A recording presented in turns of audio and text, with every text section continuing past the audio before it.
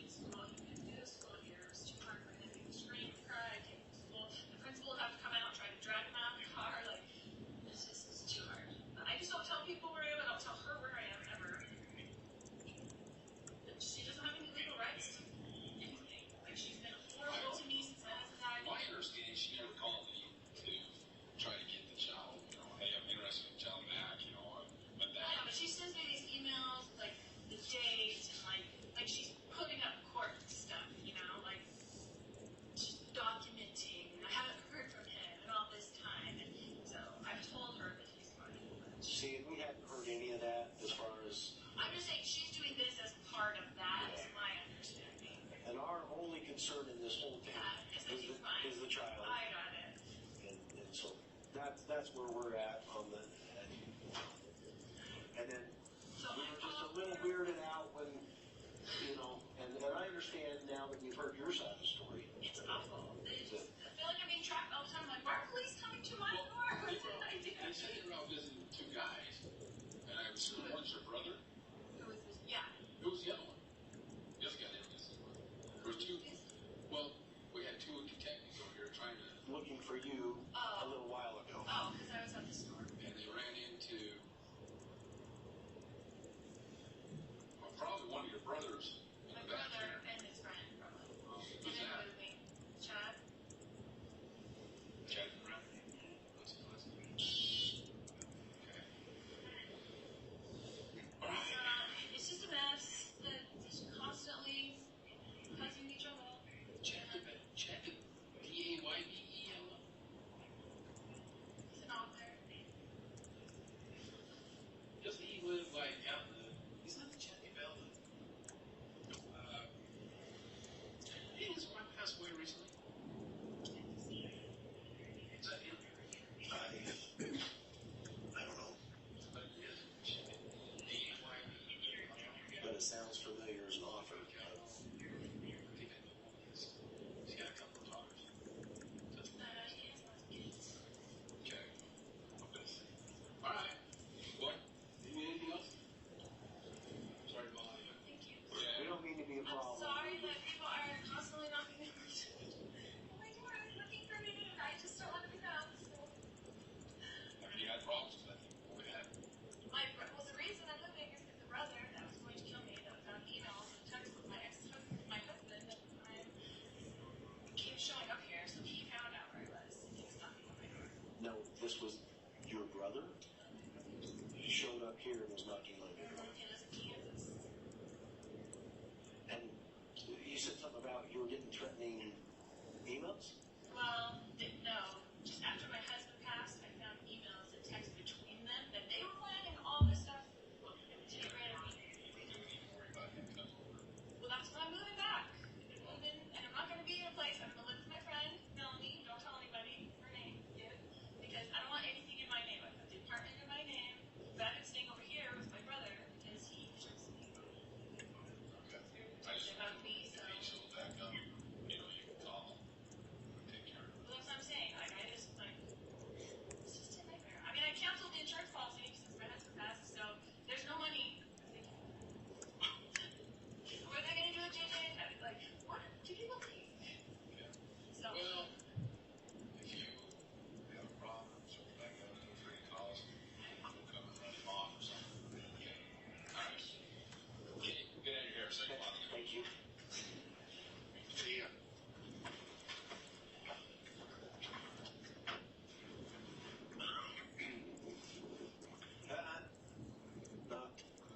Not.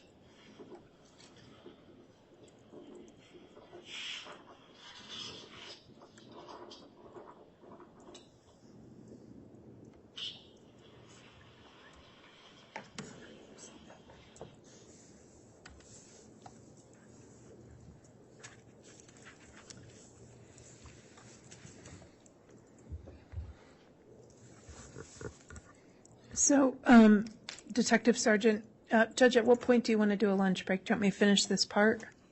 I mean, not lunch break, an mid-afternoon break. I think anytime now in the next 5 or 10 minutes would be fine, or now if you'd like. Well, I can finish this section and then there will be another video to play so we can break between the two. Let's do that. Okay, thank you, Judge. So what parts of that conversation stood out to you that caused you to take additional steps? So at this time, when we made this contact with Lori, there were certain things that I knew already. First being that when we addressed Chad Daybell, she referred to Chad as her brother's friend.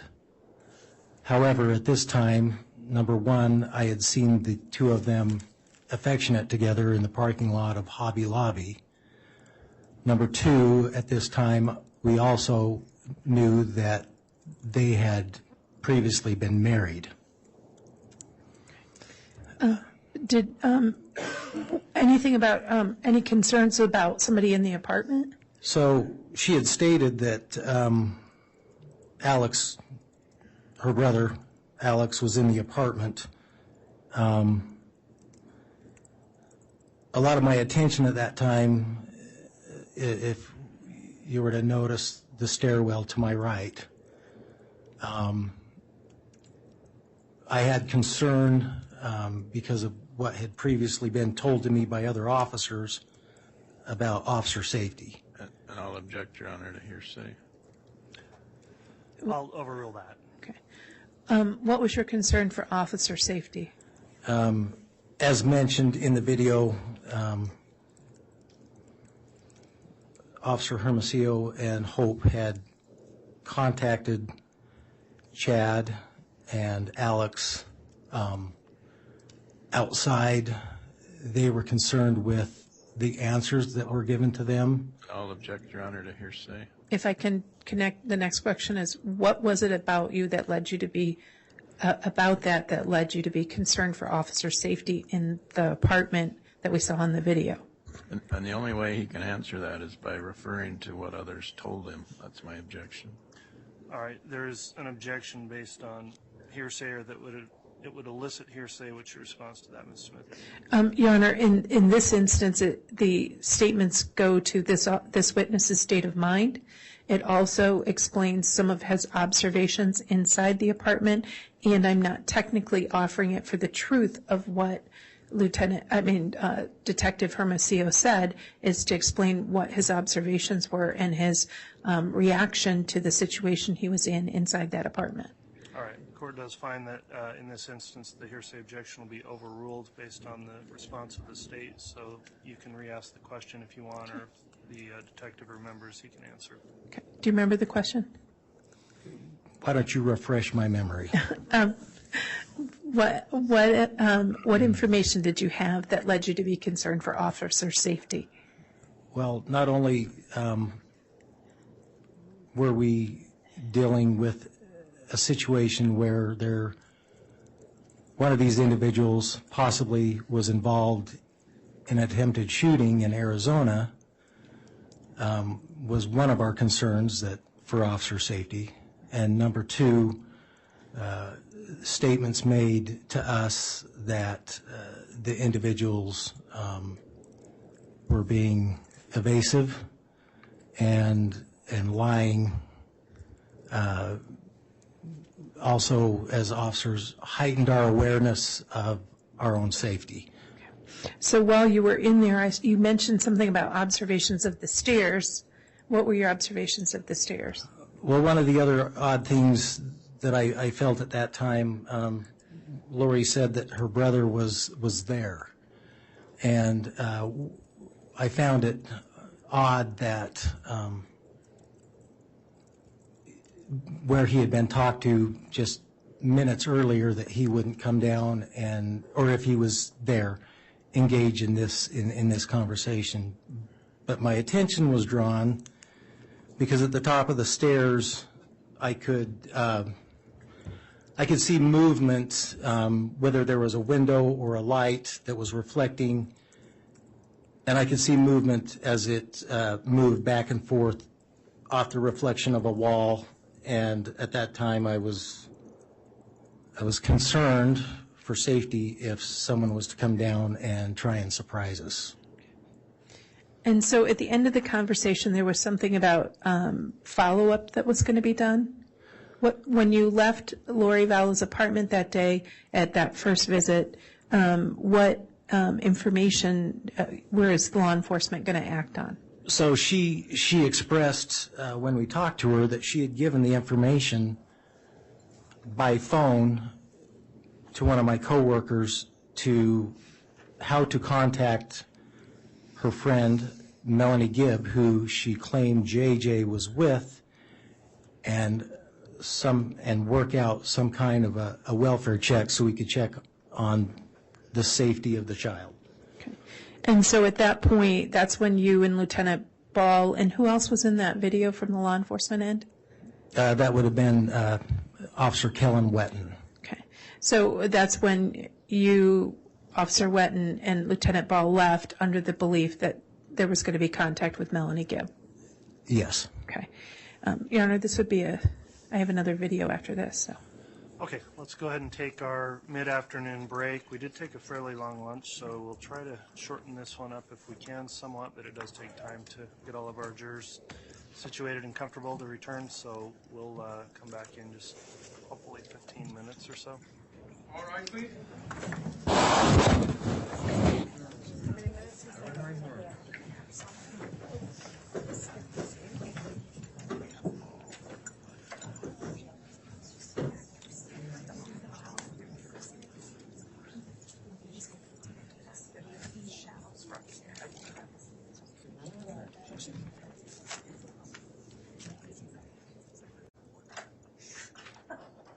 Thank you. Please be seated. All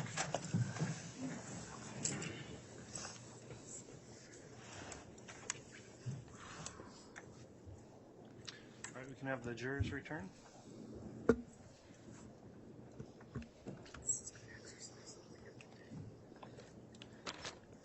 Judge, while the jurors are coming in, I ask the bailiff to give him the next exhibit, just that way it's up there?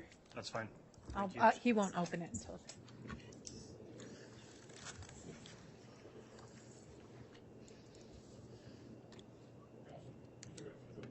Oh, those can go to the clerk. I think we're done with those.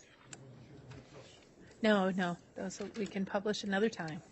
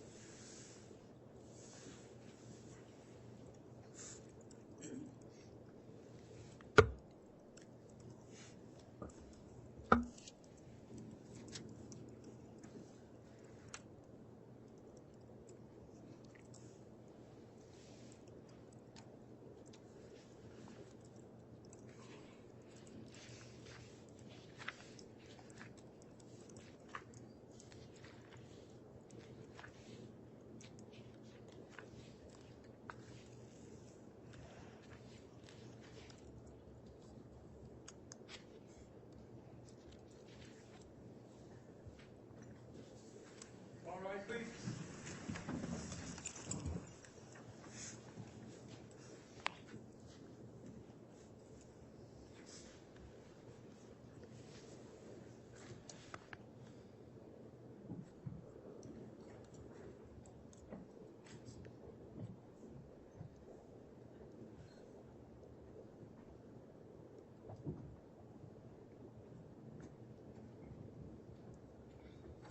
Here's our present count for you.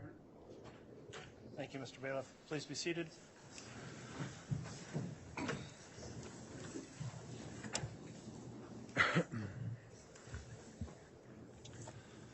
Okay, we're back on the record on CR 22-21-1624, State of Idaho versus Lori Vallow. I'll remind the witness, Detective Stubbs, you're still under oath for your testimony. We took our mid-afternoon break, and we'll continue with your direct examination at this time, Ms. Smith. Thank you, Your Honor. Detective Sergeant, did you end up going back to Lori Vallow's apartment that day? Yes. Okay, and that was, to be clear, November 26th? November 26th, 2019. Okay. And why did you go back to Lori Vallow's apartment? So in our original encounter, as you saw in the previous video, she had said that she talked with one of our detectives and was arranging a conversation with Melanie Gibb with us concerning the welfare of J.J. Vallow.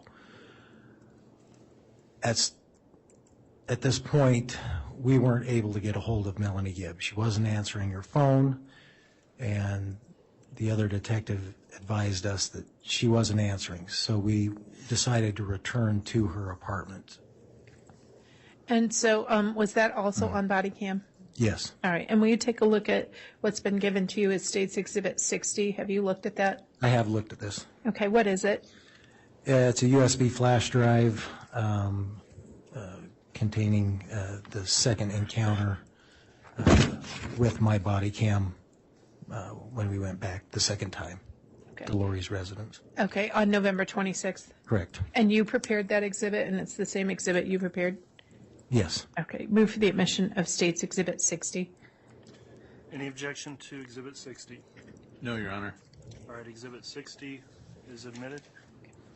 And I request permission to publish, Your Honor. You can publish it. Thank you, sir. Appreciate it.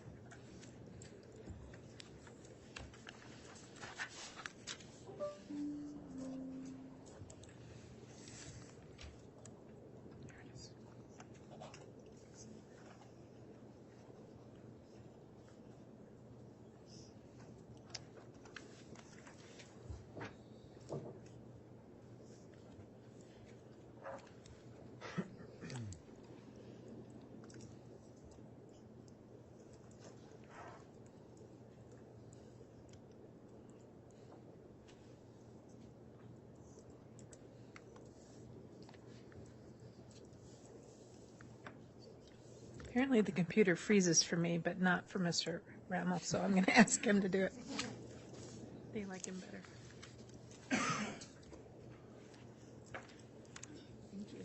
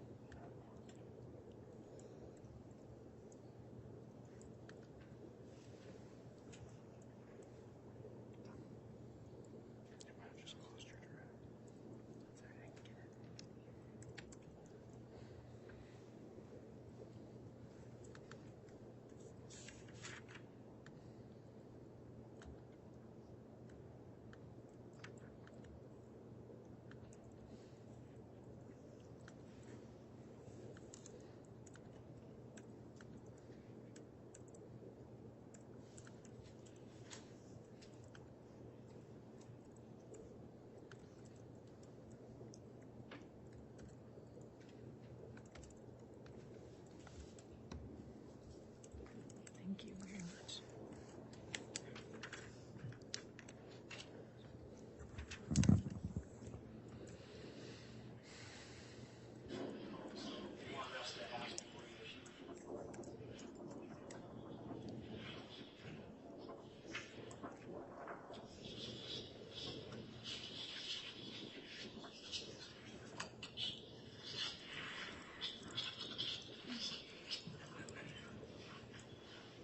Melanie is the friend. Wasn't Melanie supposed to be her daughter or his daughter? No, this was the friend that she's going back down to live with, she said. She's got a number.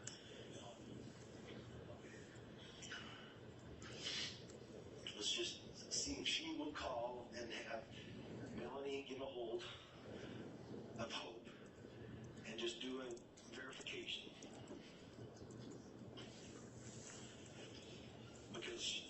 apparently she's not answering the phone down there.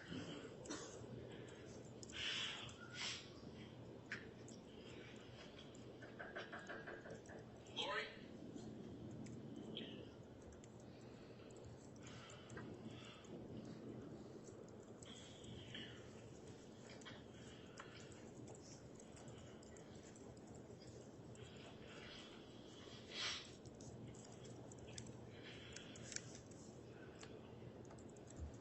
Hi, Lori. Sorry to bother you again. Having Ellen get hold of your friend down there. Well, they were going to Frozen 2 today, so they may be up for this. Could you get a hold of her at some point and say, can you please call back the officer that's been trained to call you? Okay, sure. Just, Yeah, 'cause I think they are in the movies right now. okay. He's been trying to call her or other officer. She's not answering. But if they're at the movie, that's, Probably at Frozen 2 right now. yeah. Because that's one thing he wanted to do. I'm frozen too. Yeah. I don't know if I can handle a whole picture here. Yeah. So if she'll just return his call, that'd be great. Okay, thanks.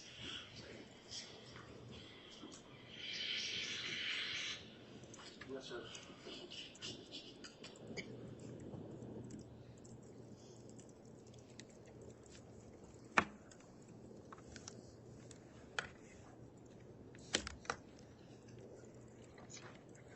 Oh, thank you, sir.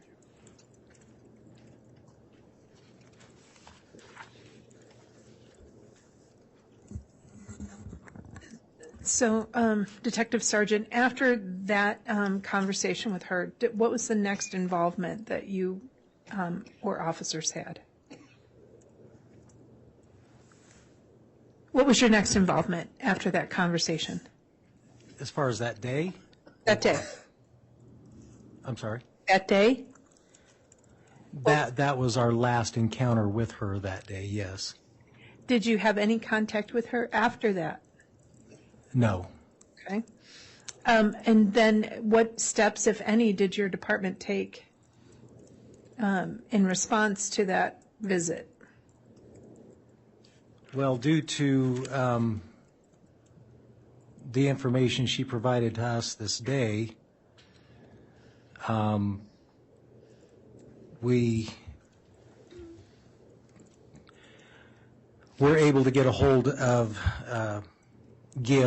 Melanie Gibb, later that afternoon, evening. She advised us that she did not have JJ, she was not in Arizona, and they had not been to the movies. She said she was currently. I'll object, Your Honor, to hearsay. Sustained. So did the conversation with Melanie Gibb,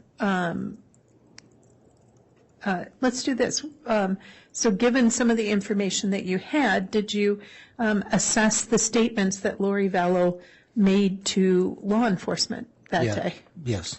Did you find any of those statements, were they by and large accurate or were they by and large inaccurate?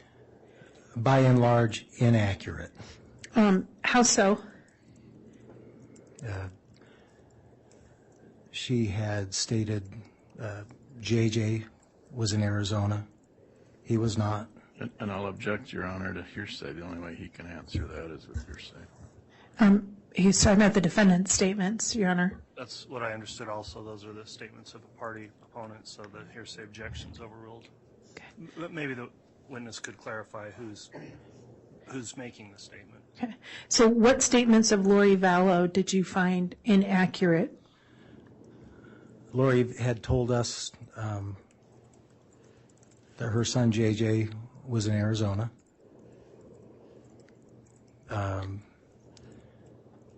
Lori Vallow had told us that her daughter was attending BYU, Idaho.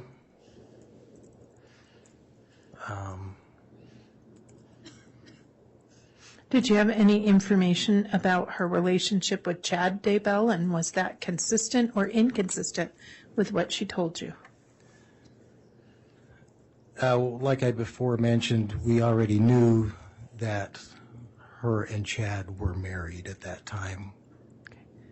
And did you do any research into whether somebody had traveled to Rexburg in an attempt to kill her. Yes, Lori stated to us that her brother had come to Rexburg to her apartment in an attempt to kill her for a life insurance policy. Did your investigation reveal whether or not that brother had ever even been in Rexburg? And I'll object. The only way to answer that is through hearsay. That's sustained. Okay. Did you investigate the various statements that Lori Vallow made, and did your investigation into those statements result in you and members of your office department taking steps? Yes. Okay. So what statements were investigated that Lori Vallow, what additional statements were investigated that Lori Vallow made to you?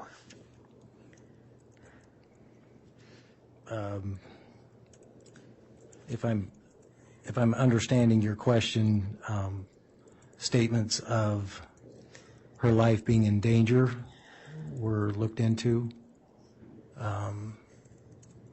Did you find any evidence to substantiate that? We did not. Okay. Did you look into whether Tylee Ryan ever enrolled at BYU? Yes. Did you find any evidence to find that Tylee Ryan enrolled at BYU? No. Did you look into whether she was enrolling JJ in a special needs school in Arizona? Yes. Did you find any evidence to say that she had in fact re-enrolled JJ down in Arizona in a special needs school? We did not. Did you find any evidence in response to her statement that the principal had to drag JJ into the school in Rexburg? Yes. Okay, so the principal had to drag. Did you find evidence to substantiate that JJ had to be drugged into school in Rexburg? Sorry, I must have misunderstood. We did look into it, and we found no evidence that that was the case. And did you look into where Melanie Gibb was located at the time the defendant was claiming she was in Arizona with JJ? Yes. Did you find whether or not that was true, that Melanie Gibb was actually in Arizona? I'll object. The only way to answer that is through hearsay. I'll overrule that objection. Okay. Will you ask that again, please? Absolutely. Did you find evidence to show that Melanie Gibb was in Arizona at the time Lori Vallow claimed that Melanie Gibb was in Arizona? She was not in Arizona. Okay. So given these various statements, did you also consider the connection to the Jeep that was wanted from Arizona in making any decisions? So Can you rephrase that I know there was coughing. Did you consider the factor that the Jeep was wanted in connection to an attempted homicide in Arizona in connection to your analysis of Lori Vallow's statements? Yes. Okay. Now, did looking at that analysis and investigation lead your department to make any investigative decisions? Yes, at this time. What did you guys decide to do about this stuff? Due to the facts that we had discovered, which a lot of those were discovered later that evening, an effort was made to obtain a search warrant to go back to the residence and search the residence for evidence of J.J. Vallow. Okay. So did your department obtain that search warrant as to the apartment on the apartments on Pioneer Road? Yes, warrants were obtained for 3 different apartments in that complex. And what was your role in the execution of that search warrant or search warrants? Again, I was assisting officers to search those residents for evidence of J.J. Vallow. Part of my role was I did take video footage once the apartments were gone into and that they were, if you will, cleared of any danger. I went in and documented apartments 174 and 175 with video footage. All right. May I ask that the witness be given State's Exhibit 7J a copy of his footage? Yes. Okay. Okay. Thank you. Okay. Is 7J a copy of your footage and recording of the recording that you did November 27th, 2020 of the apartments 175? Of 2019, yes. Okay. You move for the admission of State's Exhibit. It's 7J, Your Honor. Any objection to 7J being admitted? No. All right, Exhibit 7J is admitted. And I'm going to request permission to publish this, Your Honor. It can be published. Thank you. I'm going to close this real quick.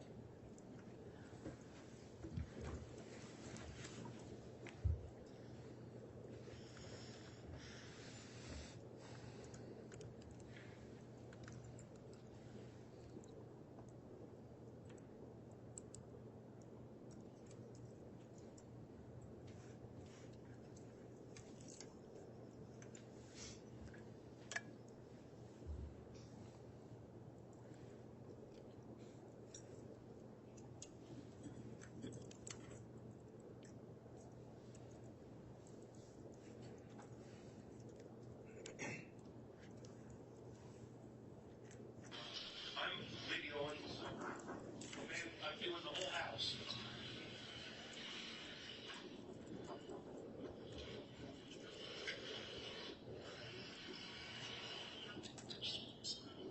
Okay, this is the search warrant on part number 175. 175. Just into the front door. This is the front room. Skinner. This is the damage to the door upon a no-knock entry warrant. Door.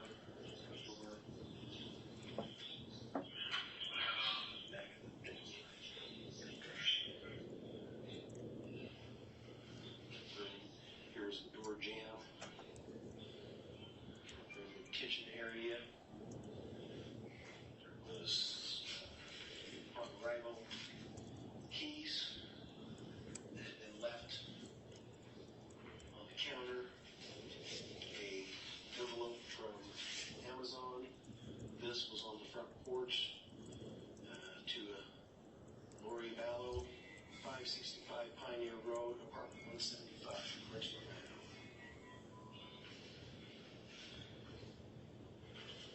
Kitchen, pantry, half bath, garage leading to, or door leading out to the garage. This area, couches, tables, guns, located in this area.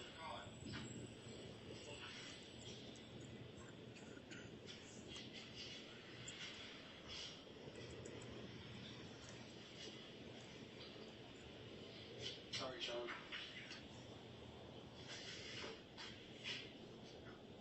I'm going that way, Rob.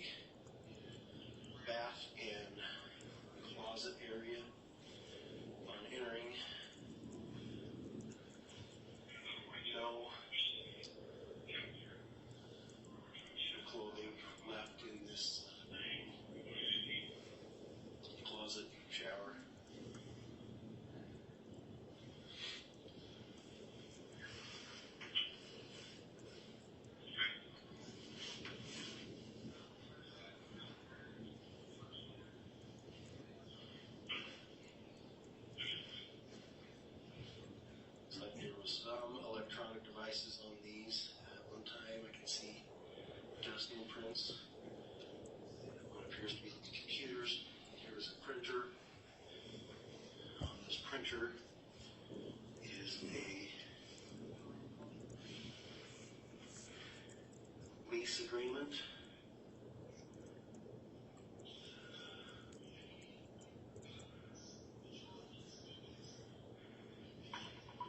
Looks like executed on October 1st, 2019. And it says a Lori Vallow, R-V-A-N, as the leaser. Coming out of master bedroom, hall adjoining a laundry room to the right. Continuing down the hall to the left, a furnace, water heater, closet. Opposite that is a bathroom.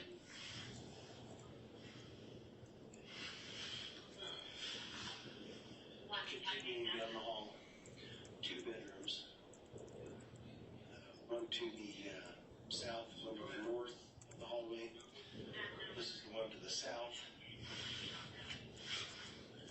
A single bed, a double bed, a closet containing a couple coats, 1 empty box, a fan, some empty hangers, what appears to be a bedspread, and this box here that appears to have possibly winter clothes, female winter clothes inside.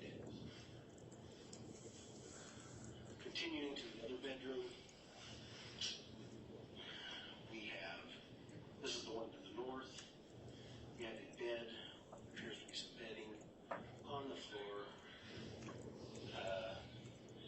We have 3 cases here, all containing guitars. Looks like a duffel bag full of toiletry items that would appear to be belong to a male subject due to the cologne and so forth inside. This closet is also fairly barren.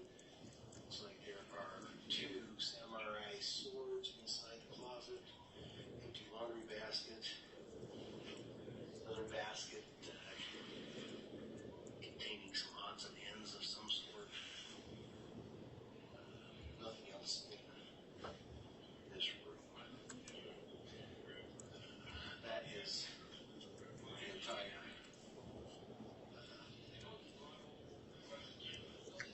aspect of the home.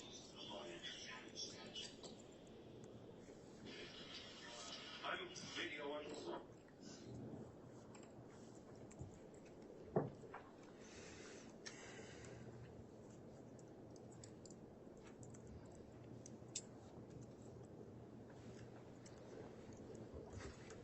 Your Honor, we're happy to keep going, whatever the court's intention is. This officer did numerous electronic search warrants.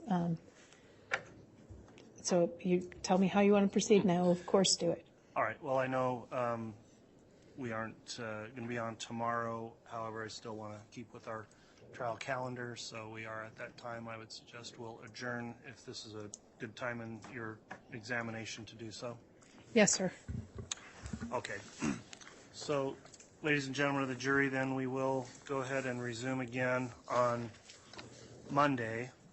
And with the 3 days now, again, I'll tell you specifically, as I've told you every day before, please follow the court's admonishment to not talk about this case with anyone else or amongst yourselves while you're on this break.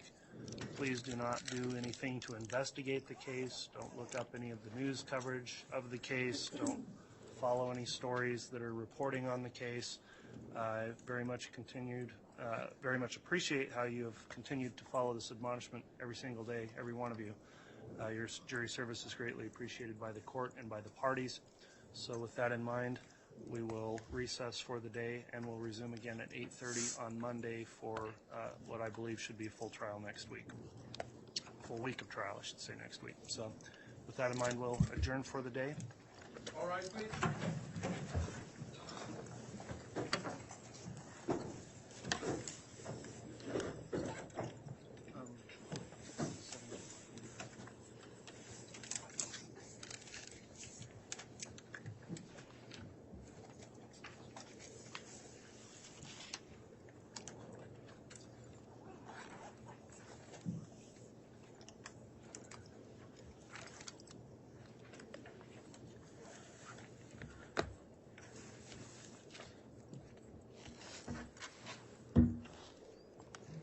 All right, thank you, counsel. We have a quick question on one of the exhibits we'll just address with you before you leave for the day. If you'll spend a moment, the clerk can explain. Thank you. Sorry.